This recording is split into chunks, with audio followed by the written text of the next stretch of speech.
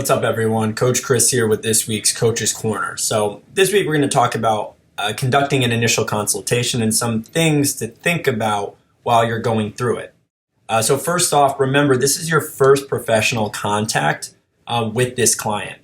And in this meeting, you guys should be going through things that are going to help you learn more about the client and giving them a chance to learn more about you.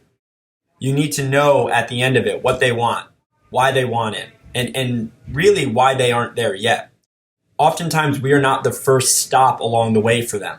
They've either tried to go about it themselves or they've gone to another coach and things didn't necessarily work out. So we really want to make sure we take the time to figure out why they aren't necessarily where they want to be. Now, with all of this, I think it's important to remember that this is the first chance for you to develop your relationship with this client. Right? This is a chance for you to make clear your principles and let them know who you are as a coach, your philosophies for training, because being as transparent as you can up front only helps to breed a more healthy and successful relationship in the long term. I think it's also really important to establish expectations for them as a client, as well as give them a chance to establish expectations for you.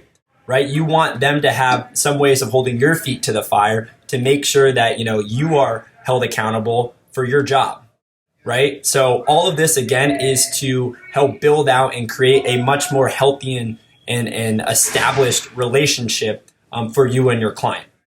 Now, with all that, in this process of conducting an initial consultation, I think it's important to remember that we want to be very open-ended with our discussion. We don't want to be so rigid with the questions that we ask.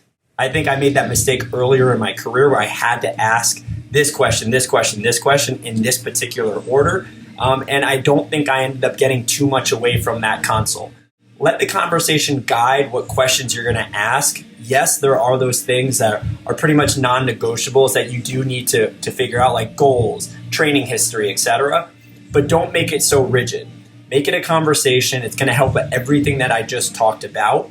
And also, I think it's going to do a much better job for you as a coach to learn about the things that are going to breed success in a program. It's going to really help to determine the direction and the content that you're going to put into that program before even having to do any sort of movement or other type of assessments. So guys, think about those things when you're conducting your next initial consult.